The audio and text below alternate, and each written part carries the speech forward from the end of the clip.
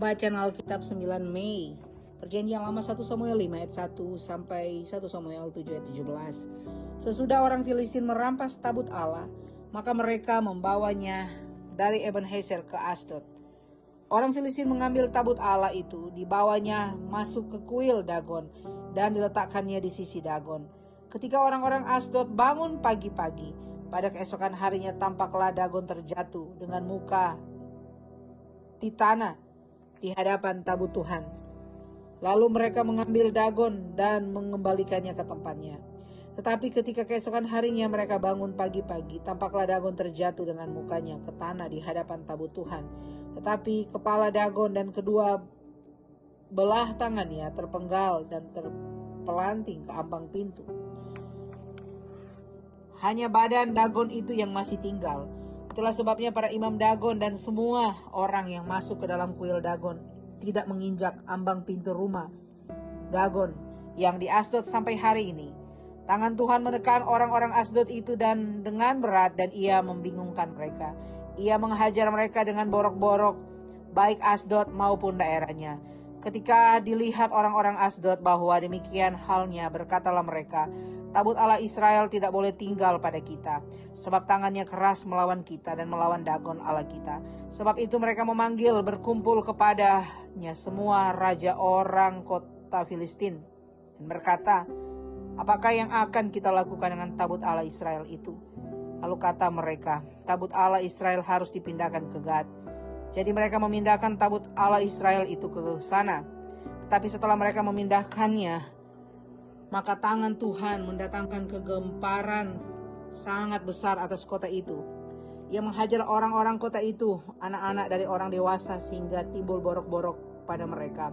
Lalu mereka mengantarkan tabut Allah itu ke Ekron. Tetapi sesampai tabut Allah itu di Ekron, berteriaklah orang Ekron itu demikian, mereka memindahkan tabut Allah Israel itu kepada kita untuk mematikan kita dengan bangsa kita.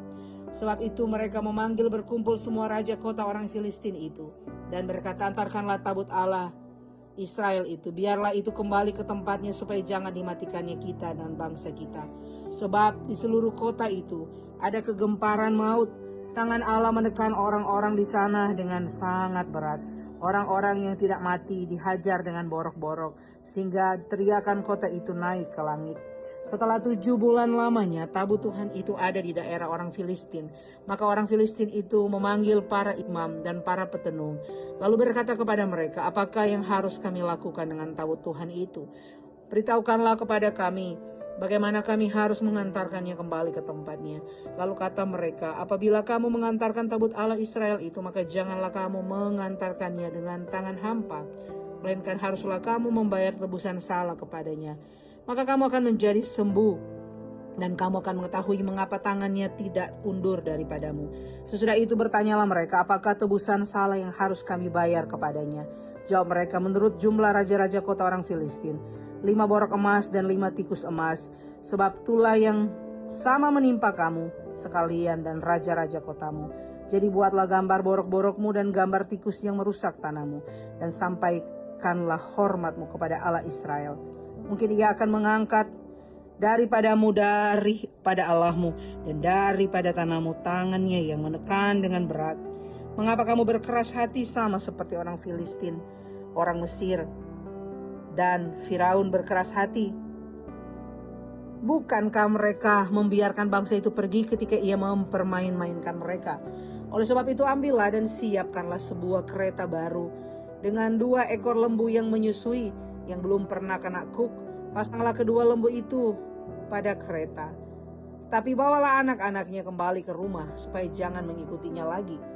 Kemudian ambillah tabut Tuhan, muatkanlah itu ke atas kereta dan letakkanlah benda-benda emas yang harus kamu bayar kepadanya sebagai tebusan salah di dalam suatu peti di sisinya. Dan biarkanlah tabut itu pergi. Perhatikanlah apabila tabut itu mengambil jalan ke daerahnya, ke Bet-Semes, maka dialah itu yang telah mendatangkan malapetaka yang hebat ini kepada kita. Dan kita tidak, jika tidak, maka kita mengetahui bahwa bukanlah tangannya yang telah menimpa kita, kebetulan saja hal itu terjadi kepada kita. Demikianlah diperbuat orang-orang itu. Mereka mengambil 2 ekor lembu yang menyusui, dipasang dipasangnya pada kereta, tapi anak-anaknya ditahan di rumah. Mereka meletakkan tabut Tuhan ke atas mereka, juga peti berisi tikus-tikus emas dan gambar benjol-benjol mereka. Lembu-lembu itu langsung mengikuti jalan yang ke Bet-Semes melalui satu jalan raya, sambil menguak dengan tidak menyimpang ke kanan atau ke kiri, sedang raja-raja kota orang Filistin itu berjalan di belakangnya sampai di daerah Bet-Semes. Orang-orang Bet-Semes sedang menuai gandum di lembah. Ketika mereka mengangkat muka, maka tampaklah kepada mereka tabut itu, lalu bersukacitalah mereka melihatnya. Karena Kitu sampai ke ladang Yosua, orang Bet-Semes itu, dan berhenti di sana. Di sana ada batu besar. Mereka membelah kayu kereta itu, dan mereka mempersembahkan lembu-lembu sebagai korban bakaran kepada Tuhan. Orang-orang suku Lewi menurunkan tabut Tuhan dengan peti yang ada di sebelahnya, yang di dalamnya ada benda-benda emas itu, lalu menaruhnya di atas batu besar itu. Dan pada hari itu orang-orang Bet-Semes mempersembahkan korban bakaran, korban sembelihan kepada Tuhan. Ketika kelima raja kota orang Filistin melihat hal itu, pulanglah mereka ke Ekron pada hari itu juga. Inilah benjol-benjol emas yang dibayar orang Filistin kepada Tuhan sebagai tebusan salah. Dan Asdod satu, dari Gaza satu, dari Askelon satu, dari Gad satu, dari Ekron satu, dari tikus-tikus emas menurut jumlah segala kota orang Filistin kepunyaannya kelima raja kota itu, baik kota-kota yang berkubu maupun dusun-dusun sekitarnya, dan batu besar yang di atasnya diletakkan mereka tabut Tuhan di ladang Yosua. Orang Bet-Semes itu adalah saksi sampai hari ini. Dan ia membunuh beberapa orang Bet-Semes karena mereka melihat kepada tabut Tuhan. Ia membunuh 70 orang dari rakyat itu. Rakyat itu berkabung karena Tuhan telah menghajar mereka dengan dahsyatnya. Dan orang-orang Bet-Semes berkata, siapakah yang tahan berdiri di hadapan Tuhan Allah yang kudus ini? Kepada siapakah ia akan berangkat meninggalkan kita? Lalu mereka mengirim utusan kepada penduduk Kiryat Yearim dengan pesan, orang Filistin telah mengembalikan tabut Tuhan, datanglah dan angkutlah itu kepadamu. Lalu orang-orang Kiryat Yearim datang, mereka mengangkut tabut Tuhan itu dan membawanya ke dalam rumah Abinadab yang di atas bukit. Dan Eleazar anaknya mereka kuduskan untuk menjaga tabut Tuhan itu. Sejak saat tabut Tuhan itu tinggal di Kiryat Yearim, berlalulah waktu yang cukup lama, yakni 20 tahun, dan seluruh kaum Israel mengeluh kepada Tuhan. Lalu berkatalah Samuel kepada seluruh kaum Israel demikian, jika kamu berbalik kepada Tuhan dengan segenap hati, maka jauhkanlah pada Allah asing dan pada Asitoret dari tengah-tengahmu, dan tunjukkanlah hatimu kepada Tuhan dan beribadahlah hanya kepadanya. Maka ia akan melepaskan kamu dari tangan orang Filistin. Kemudian orang-orang Israel menjauhkan para Baal dan para Asitoret dan beribadah kepada Tuhan. Lalu berkatalah Samuel, kumpulkanlah segenap orang Israel ke Mispa, maka aku akan berdoa untuk kamu pada Tuhan. Setelah berkumpul di Mispa, mereka menimba air dan mencurahkannya di hadapan Tuhan. Mereka juga berpuasa pada hari itu dan berkata di sana, kami telah berdosa kepada Tuhan. Dan Samuel menghakimi orang Israel di Mispa. Ketika didengar orang Filistin bahwa orang Israel telah berkumpul di Mispa, majulah raja-raja kota orang Filistin mendatangi orang Israel. Setelah didengar orang Israel demikian, maka ketakutanlah mereka terhadap orang Israel. Lalu kata orang Israel kepada Samuel, janganlah berhenti berseru bagi kami kepada Tuhan Allah kami, supaya ia menyelamatkan kami dari tangan orang Filistin. Sudah itu Samuel mengambil seekor anak domba yang menyusu, lalu dipersembahkan seluruhnya kepada Tuhan sebagai korban bakaran. Dan ketika Samuel berseru kepada Tuhan bagi orang Israel, maka Tuhan menjawab dia. Sedang Samuel mempersembahkan korban bakaran itu, majulah orang Filistin berperang melawan orang Israel. Tapi pada hari itu Tuhan guntur dengan bunyi yang hebat ke atas orang Israel Filistin dan mengacaukan mereka, sehingga mereka terpukul kalah oleh orang Israel. Keluarlah orang-orang Israel dari Mispa mengejar orang-orang Filistin itu dan memukul mereka kalah sampai Hilil Bet-Kar.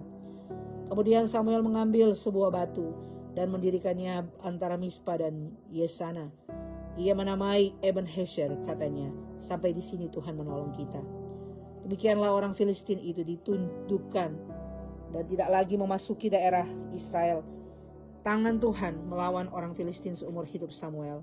Dan kota-kota yang diambil orang Filistin daripada Israel kembali pula kepada Israel, mulai dari Ekron sampai ke Gad. Dan orang Israel merebut kembali daerah sekitarnya dari tangan orang Filistin. antara orang Israel dan orang Amori ada damai. Samuel memerintah sebagai hakim atas orang Israel seumur hidupnya. Dari tahun ke tahun ia berkeliling Betel, Gilgal, dan Mispa, dan memerintah atas orang Israel di segala tempat itu. Lalu ia kembali ke Rama, sebab di sanalah rumahnya, dan di sanalah ia memerintah atas orang Israel, dan di sana ia mendirikan mezbah bagi Tuhan. Pembacaan dari Perjanjian Baru Yohanes 6 ayat 1 sampai 21. Sesudah itu Yesus berangkat ke seberang danau Galilea, yaitu danau Tiberias. Orang banyak berbondong-bondong mengikuti dia karena mereka melihat mujizat-mujizat penyembuhan yang diadakannya terhadap orang-orang sakit. Dan Yesus naik ke atas gunung dan duduk di situ dengan murid-muridnya. Dan pasca hari raya orang Yahudi sudah dekat. Ketika Yesus memandang sekelilingnya dan melihat bahwa orang banyak berbondong-bondong datang kepadanya, berkatalah ia kepada Filipus, "Di manakah kita akan membeli roti supaya mereka ini dapat makan?" Hal itu dikatakannya untuk mencobai dia, sebab ia sendiri tahu apa yang hendak dilakukannya. Jawab Filipus kepadanya, "Roti seharga 200 dinar tidak akan cukup untuk mereka ini, sekalipun masing-masing mendapat sepotong kecil saja." Seorang dari murid-muridnya, yaitu Andreas, saudara Simon Petrus, berkata kepadanya, "Di sini ada seorang anak yang mempunyai 5 roti jelai dan 2 ikan. Tapi apakah artinya itu untuk orang-orang sebanyak ini?" Kata Yesus, "Suruhlah orang-orang itu duduk." Adapun di tempat itu banyak rumput, maka duduklah orang-orang itu. Kira-kira 5.000 laki-laki banyaknya. Lalu Yesus mengambil roti itu, mengucap syukur dan membagi-bagikannya kepada mereka yang duduk di situ. Demikian juga dibuatnya dengan ikan-ikan itu, sebanyak yang mereka kehendaki. Dan setelah mereka kenyang, ia berkata kepada murid-muridnya, "Kumpulkanlah potongan-potongan yang lebih supaya tidak ada yang terbuang." Maka mereka pun mengumpulkannya dan mengisi 12 bakul penuh dengan potongan-potongan dari kelima roti jelai yang lebih setelah orang makan. Ketika orang-orang itu melihat mujizat yang telah diadakannya, mereka berkata, "Dia ini adalah benar-benar nabi yang akan datang ke dalam dunia." Kata Yesus, karena Yesus tahu bahwa mereka hendak datang dan hendak membawa dia dengan paksa untuk menjadikan dia raja, ia menyingkir pula ke gunung seorang diri.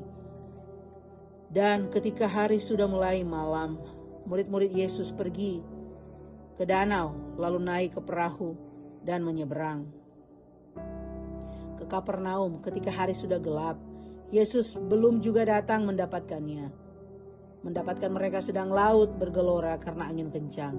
Sudah mereka mendayung kira-kira 2-3 mil jauhnya. Mereka melihat Yesus berjalan di atas air. Mendekati perahu itu, maka ketakutanlah mereka. Tetapi ia berkata kepada mereka, "Aku ini, jangan takut." Mereka mau menaikkan dia ke dalam perahu, dan seketika juga perahu itu sampai ke pantai yang mereka tujui.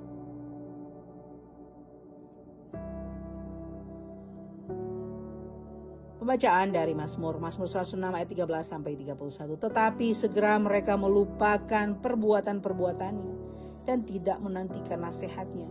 Mereka dirangsang nafsu di padang gurun dan mencobai Allah di padang belantara. Diberikannya kepada mereka apa yang mereka minta. Ditangkannya penyakit paru-paru di antara mereka. Mereka cemburu kepada Musa di perkemahan dan kepada Harun orang kudus Tuhan. Bumi terbuka dan menelan Datan menutupi kumpulan Abiram. Api menyala di kalangan mereka. Nyala api menghanguskan orang-orang fasik itu. Mereka membuat anak lembu di Horeb dan sujud menyembah kepada patung tuangan. Mereka menukar kemuliaan mereka dengan bangunan sapi jantan yang makan rumput. Mereka melupakan Allah yang telah menyelamatkan mereka, yang telah melakukan hal-hal yang besar di Mesir, perbuatan-perbuatan ajaib di tanah Ham, perbuatan-perbuatan dahsyat di tepi laut Teberau. Maka ia mengatakan hendak memusnahkan mereka. Kalau Musa orang pilihannya tidak mengetengahi di hadapannya untuk menyurutkan amarahnya, sehingga ia tidak memusnahkan mereka. Mereka menolak negeri yang indah itu, tidak percaya kepada firman-Nya. Mereka menggerutu di kemahnya dan tidak mendengarkan suara Tuhan. Lalu ia mengangkat tangan terhadap mereka untuk meruntuhkan mereka di padang gurun dan untuk mencerai-beraikan anak cucu mereka ke antara bangsa-bangsa dan menyerahkan mereka ke pelbagai negeri. Mereka berpaut pada Baal Peor dan memakan korban-korban sembelihan bagi orang mati. Mereka menyakiti hatinya dengan perbuatan mereka, maka timbullah tula di antara mereka. Tapi Pinehas berdiri dan menjalankan hukum, maka berhentilah tula itu. Hal itu diperhitungkan kepadanya sebagai jasa turun-temurun untuk selama-lamanya.